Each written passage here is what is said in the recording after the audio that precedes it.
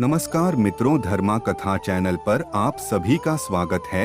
अगर आप भी भगवान श्री कृष्ण के भक्त हैं, तो कमेंट में जय श्री कृष्ण जरूर लिखें। तो चलिए शुरू करते हैं आज की प्रस्तुति। अच्छे लोगों के साथ हमेशा बुरा क्यों होता है? वहीं जो लोग बुरे कर्म करते हैं और अज्ञान की राह पर होते हैं, वो खुशहाल दिखते हैं। श्री कृष्ण ने इसका जवाब गीता में दिया है।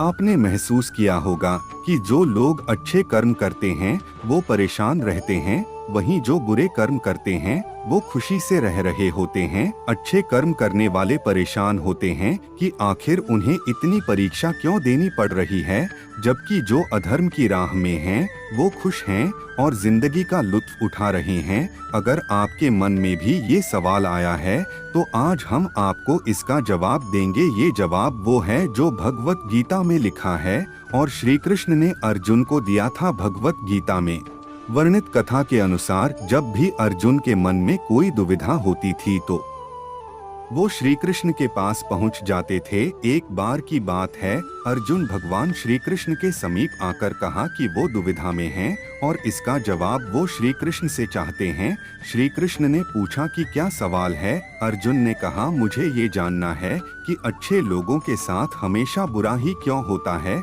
वहीं बुरे लोग खुशहाल दिखते हैं। अर्जुन के मुंह से ऐसी बातें सुनकर श्री कृष्ण मुस्कुराए और कहा, मनुष्य जैसा सोचता है और महसूस करता है वैसा कुछ नहीं होता है, बल्कि अज्ञानता की वजह से वो सच्चाई नहीं समझ पाता है। अर्जुन उनकी ये बात समझ नहीं पाए। इसके बाद श्री कृष्ण ने अर्जुन से कहा, पार्थ मैं तुम्हें एक कथा सुनाता हूँ, उसे सुनकर तुम समझ जाओगे कि हर प्राणी को उसके कर्म के हिसाब से ही फल मिलता है। प्रकृति हर किसी को अपनी राह चुनने का मौका देती है। अब वो मनुष्य की इच्छा पर निर्भर करता है कि उसे धर्म की राह चुननी है या अधर्म की। कथा शुरू करते हुए श्री कृष्ण ने कहा, एक नगर में दो पुरुष रहा करते थे।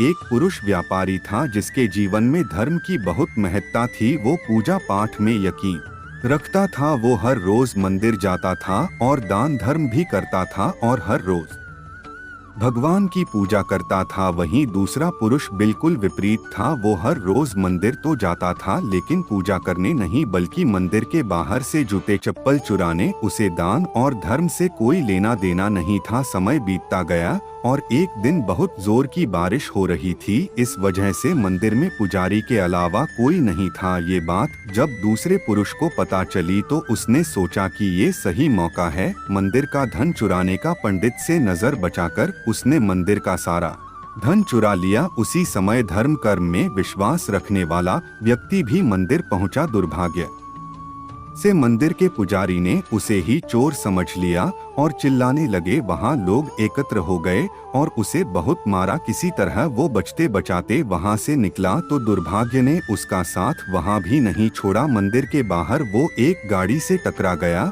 और घायल हो गया। फिर वो व्यापारी लंगड़ाते हुए घर जाने लगा तो रास्ते में उसकी मुलाकात उस पुरुष से हुई जिसने मंदिर से धन चुराया था। उसने कहा, आज तो मेरी किस्मत चमक गई, एक साथ इतना सारा धन मिल गया। ये सब देखकर उसे बहुत बुरा लगा और उसने अपने घर से भगवान की सारी तस्वीरें निकाल दी। कुछ सालों बाद दोनों की पुरुषों की मृत्यु हो गई। मरने के बाद जब दोनों यमराज की सभा में पहुंचे और भले पुरुष ने दूसरे व्यक्ति को देखा तो उसे बहुत गुस्सा आया। उसने क्रोधित होकर यमराज से पूछ ही लिया, मैं तो हमेशा अच्छे कर्म करता था, दान में विश्वास रखता था, उसके बदले जीवन भर मुझे अपमान और दर्द ही मिला। और इस व्यक्ति को नोटों से भरी पोटली, आखिर ऐसा भेदभाव क्यों? इस पर यमराज ने कहा, पुत्र तुम गलत समझ रहे हो। जिस दिन तुम्हारी गाड़ी से टक्कर हुई थी वो दिन तुम्हारे जीवन का आखिरी दिन था, परंतु तुम्हारे अच्छे कर्मों की वजह से तुम्हारी मौत सिर्फ एक छोटी से चोट में बदल गई। तुम इस दुष्ट व्यक्ति के बारे में जानना चाहते हो? दरअसल इसके भाग्य में राजयोग था, मगर इसके कुकर्मों और अधर्म की वजह से वो सिर्फ एक छोटी सी धन की पोटली में बदल गया। कथा सुनाने के बाद